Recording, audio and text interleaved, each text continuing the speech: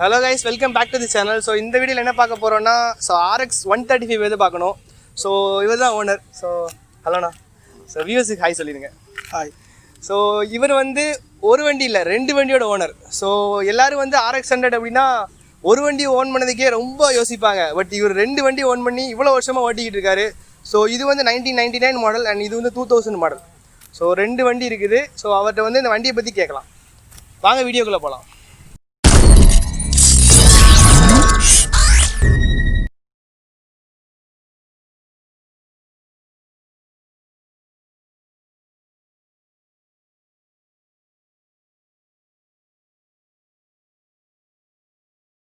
So first வந்து இந்த ரெண்டு வண்டியில் எந்த வண்டி ஃபஸ்ட்டு எடுத்தீங்க நீங்கள்? ஃபஸ்ட் எடுத்தது இந்த வண்டி. ஸோ இந்த வண்டி எடுத்தீங்களா? ஸோ இந்த வண்டி எடுத்து அதுக்கப்புறம் அந்த வண்டி எடுத்ததுக்கு காரணம் என்ன? இந்த வண்டி ஹை ஸ்பீடு பழைய சைலன்சர், பழைய சைலன்சர் 100 மாடல் சைலன்சர். அந்த வண்டி புது சைலன்சர். ஸோ அது வேறு மாடல் சைலன்சர். வேறு மாடல் சைலன்சர் கொஞ்சம் கிலோமீட்டர் கிடைக்கும்னாங்க. அப்படியா? அது சைலன்சர்னால கிலோமீட்டர் வேரி ஆகும் அப்படிதான். அது எவ்வளோ கிலோமீட்டர் பொல்யூஷனுக்காக போட்டு ஒரு ஸோ அது வந்து பொல்யூஷன், அதாவது புகை அவ்வளோ கம்மியாகும்.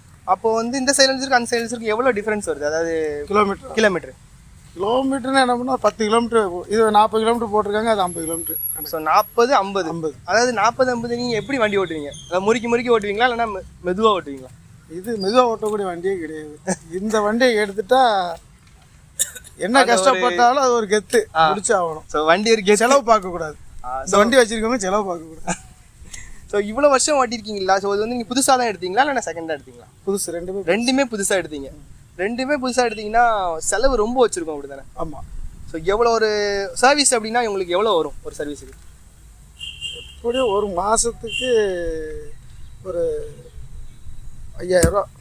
ஸோ ஒரு வண்டிக்கு 5000 ரூபா எல்லாம் சேர்த்து. ஸோ பெட்ரோல்லாம் 3000 ரூபா பெட்ரோல், 2000 செலவு. 2000 செலவு எப்படினாலும் 400 கிலோமீட்டருக்கு இது ஆயில் மாற்றணும். So oil engine extra side oil. Side oil வந்து நீங்கள் வந்து 400 கிலோமீட்டருக்கு ஒரு 400 கிலோமீட்டருக்கு சைடு ஆயில் 3/4 லிட்டர் மாற்றணும். 3/4 லிட்டர் மாற்றணும். ஸோ அது எவ்வளோ வரும் ஒரு ஆயில்? அது 200 ரூபா ஒரு ஆயில் வரும்.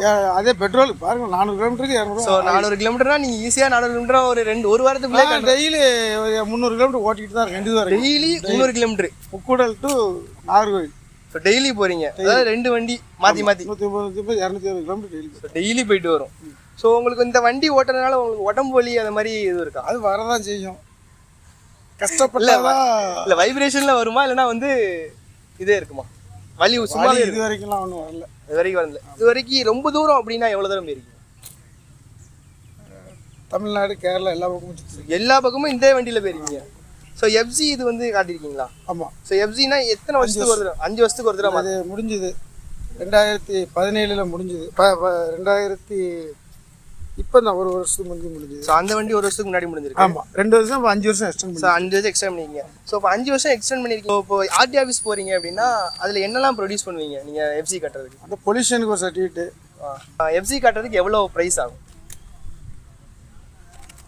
ஒரு 400 ரூபா புகை சர்டிஃபிகேட்டு, ஒரு 600 ரூபா பீஸு, அவ்வளோதான். ஒரு 1000 ரூபா மொத்தத்தில் ஒரு 1500 ரூபா, அவ்வளோதான். ஸோ அப்போ சில பேர் சொல்லுவாங்க எஃப்சி கட்டுனா பெயிண்ட் அடிச்சு தான் கொண்டு போகணும். அப்படிலாம் கிடையாது. ஸோ அப்போ நார்மலாக கொண்டு போய் ஷோரூம் கண்டிஷனில் தானே இருக்குது. 98 வாங்கினதே ஷோரூமில் உள்ள மாதிரி தான் எதுவுமே மாற்றலை. ஸோ இப்போது ஓகே.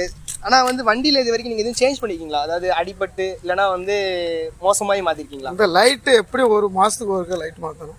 எது சின்ன லைட்டாக கூட குறைஞ்சிரும். லைட் மாற்றணும். அதே எனக்கு பெரிய அமௌண்ட் ஆகிருக்கு. ஒரு மாதத்துக்கு ஒரு லைட்டுன்னு பாருங்க. ஸோ ஒரு லைட் எவ்வளோ வருது உங்களுக்கு? ஒரு லைட்டு இது வந்து 125 ரூபா வரும். ஸோ ஒரு சைடு மட்டும் 125 ரூபா. ஆமாம். அப்போ தாறுமாற அதுக்கே பில்லு போயிடும் உங்களுக்கு. ஒரு அமௌண்ட் அதுக்குன்னே தனியாக எக்ஸ்டெண்ட் பண்ணி ஒரு தனியாக வச்சிருக்கணும். தனியாக இல்லை, அதுக்குன்னே ஒர்க் தனியாக பண்ணிக்கிட்டு இருக்கேன். ஓ, இது வேலை பார்க்கறதுக்கு வேண்டி தனியாக வேலை பார்த்துட்டு இருக்கீங்க. ஒரு 5 மாவட்டத்துக்கு கட்டிங் பண்ணிகிட்டு இருக்கேன். ஒரு நாளைக்கு 1 லட்சம் சட்டை வெட்டுவேன், 1 லட்சம் ப்ளவுஸ் வெட்டுவேன். ஓகே. தமிழ்நாட்டில் நான் ஃபுல்லாக கவர்மெண்ட் இதில் சரி சரியா யூனிஃபார்ம் கான்ட்ராக்ட். அதனால் அதுக்கப்புறம் வண்டியில் தனியாக அதுக்கு தனியாக வச்சுருக்கீங்க. ஸோ இப்போ வண்டியில் ஆக்சிடென்ட் எதுவும் மாற்றிருக்கீங்களா? இந்த வண்டியில் ஃப்ரெண்டு கொண்டு போனாப்புல, அப்படியே ஃப்ரெண்டில் எதுவுமே இல்லை. வண்டியே 2ஆக போயிட்டு. வண்டியே 2ஆக அவ்வளோ ஸ்பீடாக போய் மோதிட்டாரா? ஆமாம். ஸோ அப்போ அதில் என்னெல்லாம் மாற்றினீங்க வண்டியில்? ஃப்ரண்ட்டில் அந்த ஃபுல்லாகவே மாற்றியாச்சு. டயரு, அந்த ஆம்பரு, அந்த ஸ்பீடோமீட்டர், ஹெட்லைட் எல்லாமே ஃபுல்லாக. ஃப்ரண்ட்டு ஃபுல்லாகவே மாற்றிட்டு அந்த டோரு, அப்புறம் இந்த லைட்டு, பின்னாடி லைட்டு, இந்த இங்கே இது சாரி கார்டு ஃப்ரண்ட்டில் அந்த இருக்கலாம் ஃபுல்லாக. ஸோ இது ஃபுல்லாகவே மாற்றிட்டீங்க ஃப்ரண்ட்டு. ஃபுல்லாக எவ்வளோ செலவாச்சு அந்த இதுக்கு?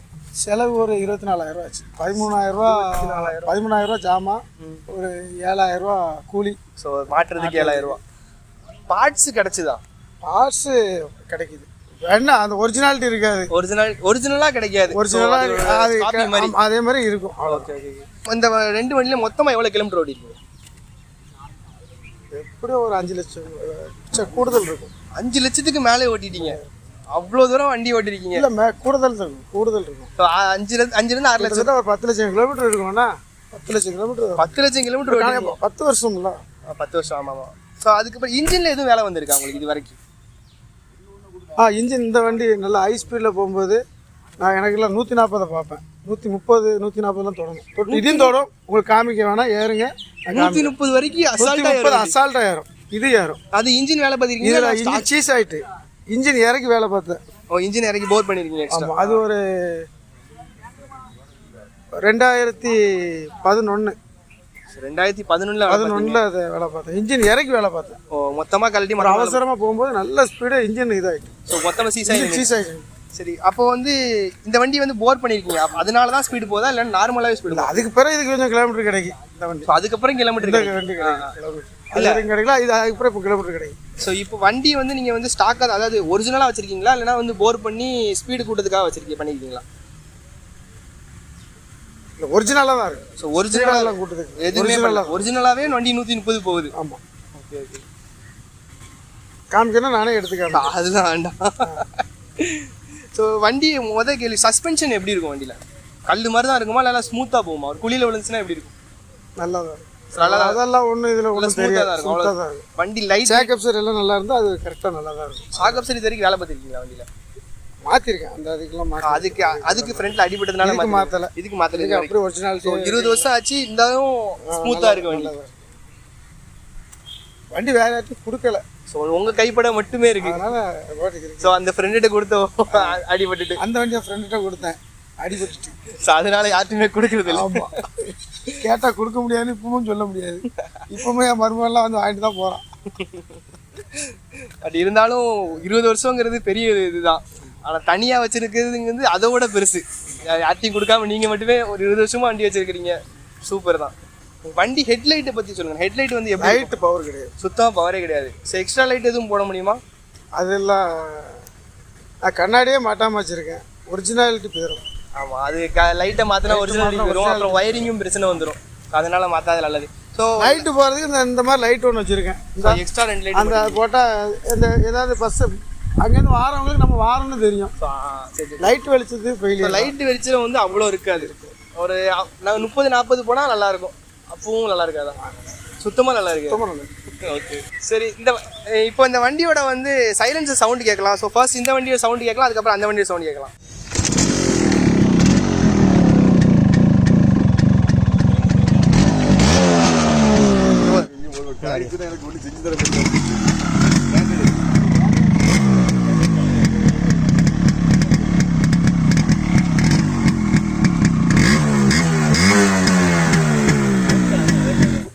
Thank you guys for watching this video. So இந்த வீடியோ பிடிச்சிருந்தா லைக், ஷேர், கமெண்ட் பண்ணுங்க and மறக்காம subscribe பண்ணுங்க.